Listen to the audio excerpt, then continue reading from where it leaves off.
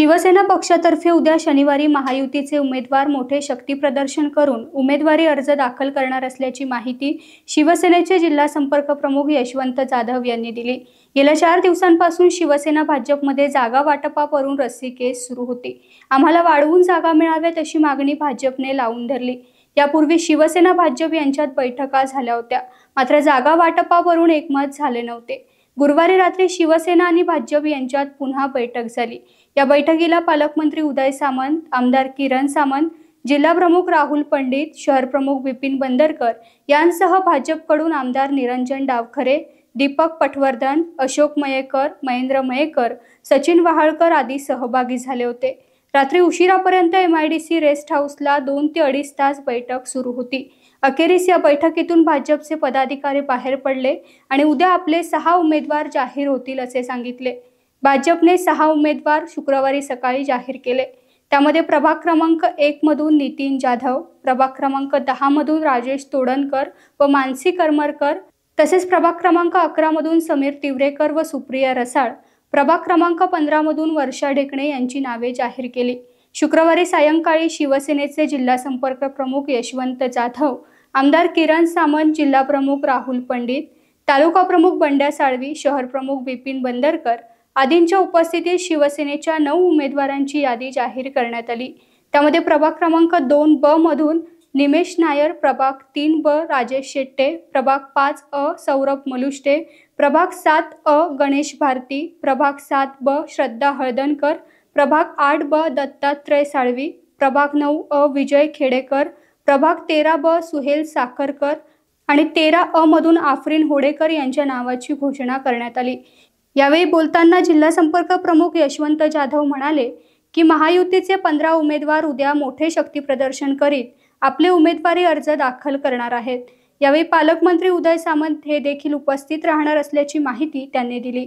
तसेच उर्वरित यादी देखील लवकरच जाहीर होईल असेही त्यांनी सांगितले।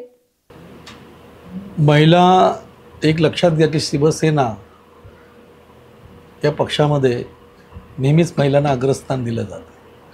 वंदनीय शिवसेना प्रमुख बाळासाहेब ठाकरे यांच्या आदर्शानुसार आम्ही काम करत असताना महिलांचं स्थान हे नेहमीच पक्षामध्ये आढळ राहिलेलं आहे। इथे असं नाही की एकीला दिलं, दोघींना दिलं, तिघींना दिलं, हा प्रश्न नाही आहे। महिलांना जिथे प्राधान्य देता येईल त्या ठिकाणी महिलांना प्राधान्य महायुतीने दिलेलं आहे।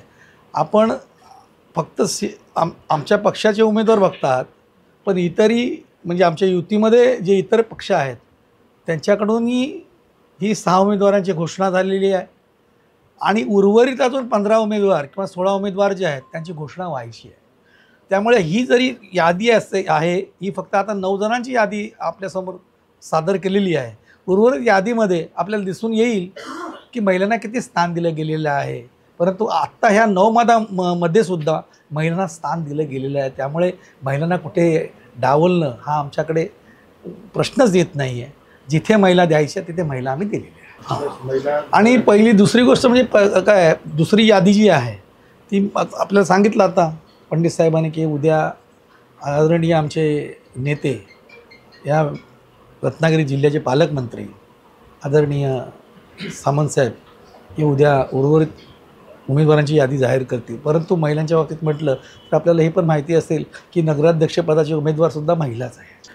अध्यक्षपदाचा वाद हा कधी नव्हताच, अध्यक्षपदाचा वाद हा कधी नव्हताच, परंतु जरी शेवटी बघा घर म्हटलं की थोडेफार कुरबुरी हे असतातच आणि कुरबुरीशिवाय कोणतंही घर चालत नाही। त्यामुळे युती म्हटली की हे थोडंफार असतंच की बाबा थोडं मला द्या, थोडं तुम्हाला द्या। पण आम्हाला एक माहिती आहे की आमची महायुती ही अगदी ताकदीने लढणार आहे आणि ताकदीने जिंकणार सुद्धा। आता अफवा काही उठू शकतात, घर दुसरं बांधलं, काय बांधलं, ते घरं कशी बांधतायत किंवा कशी बांधली जातील याची आम्ही संपूर्णपणे त्याचा अभ्यास केलेला आहे। त्यानुसार आम्ही त्याप्रमाणे आमची उर्वरित म्हणजे वागणूक असेल त्यांच्यासोबत। जागा वाटपाचा फॉर्म्युला हे संपूर्णपणे या जिल्ह्याचे पालकमंत्री आणि या विभागाचे सन्माननीय आमदार उदयजी सामंत यांच्याकडे पक्षाचे मुख्य नेते एकनाथजी शिंदे साहेब यांनी सर्व अधिकार दिलेले। त्यामुळे जागा वाटपाचं जे काही सूत्र आहे ते सामंत साहेबच आपल्यासमोर जाहीर करतील। अजून भाजपला किती जागा देणार? आज 6 दिलेत ना। अजून किती देण्याच्या मार्ग हे सर्व सामंत साहेब ठरवतील आणि मला वाटतं उद्या सामंत साहेब येणारच आहेत, ते आपल्याशी बोलतील, त्याप्रमाणे ते निश्चितपणे आपल्याला सांगतील. राष्ट्रवादीला आहे की न आहे ते सुद्धा उद्या सामंत साहेब जाहीर करतील. रत्नागिरी नगर परिषदेची सार्वत्रिक निवडणूक जाहीर झालेली आहे आणि ह्या सार्वत्रिक निवडणुकीमध्ये रत्नागिरी शिवसेनेतर्फे रत्नागिरी नगरपालिकेसाठी 9 जणांची आम्ही आधी प्रथमतः पहिल्या टप्प्यामध्ये जाहीर करत आहोत. आज हे सर्व जाहीर करत असताना मी सर्वप्रथम आमचे पक्षाचे नेते यशवंत जाधव साहेब, माजी स्थायी समिती सभापती आणि आत्ता रत्नागिरी जिल्ह्याचे प्रभारी म्हणून नियुक्त झालेले यशवंत संपर्क प्रमुख यांचं मी इथे स्वागत करतो. मी सर्वप्रथम महायुतीचे उमेदवार म्हणून जे 9 जण जे जाहीर झालेले आहेत त्याच्यात सर्वप्रथम एकनाथजी शिंदे साहेब आणि माननीय पालकमंत्री उदयजी सामंत साहेब यांचे आभार मानतो की त्यांनी हे आता ह्या सगळ्या 9 उमेदवार जाहीर करण्यासाठी आम्हाला परवानगी आणि आदेश दिलेले आहेत. मी 9 उमेदवार तुम्हाला आत्ता 9 उमेदवारांची यादी जाहीर करून सांगतो, वाचून दाखवतो. सर्वप्रथम प्रभाग क्रमांक 2 मध्ये जागा ब जी आहे सर्वसाधारणसाठी त्याच्यासाठी निमेश विजय नायर. प्रभाग क्रमांक 3 जागा जी आहे ती ब सर्वसाधारण राजन रामकृष्ण शेटे. प्रभाग क्रमांक 5 अ नामाप्र सर्वसाधारण सौरभ सुरेश मोलुष्टे. प्रभाग क्रमांक 7 अ नामाप्र गणेश कमलाकर भारती. जागा ब जी आहे ती सर्वसाधारण स्त्रीकरता आहे सौ श्रद्धा संजय हळदणकर. प्रभाग क्रमांक 8 मध्ये ब सर्वसाधारण दत्तात्रय विजय साळवी. प्रभाग क्रमांक 9 अ अनुसूचित जाती सर्वसाधारण विजय गोविंद खेडेकर. प्रभाग क्रमांक 13 अ सर्वसाधारण स्त्री आफरीन उबेद होडेकर आणि जागा ब मध्ये सर्वसाधारण सुहेल मोहम्मद साखरकर यांची नावं आम्ही जाहीर करताना आम्हाला खूप आनंद होतो आहे. उद्या सकाळी 10 वाजता महायुतीचे उमेदवार म्हणून आमचे 9 सदस्य तसेच भारतीय जनता पार्टीने जाहीर केलेले 6 सदस्य आम्ही ह्या सर्व उमेदवारांचे अर्ज नगरपालिकेत आम्ही देणार आहोत. त्यासाठी सर्व आमची नेते मंडळी उपस्थित असतीलच, पण स्वतः पालकमंत्री सामंत साहेबसुद्धा उद्या उपस्थित राहणार आहेत आणि जल्लोषात आम्ही ह्या उमेदवारांचं नामनिर्देशन पत्र जे आहे आम्ही पालिकेत सादर करणार आहोत.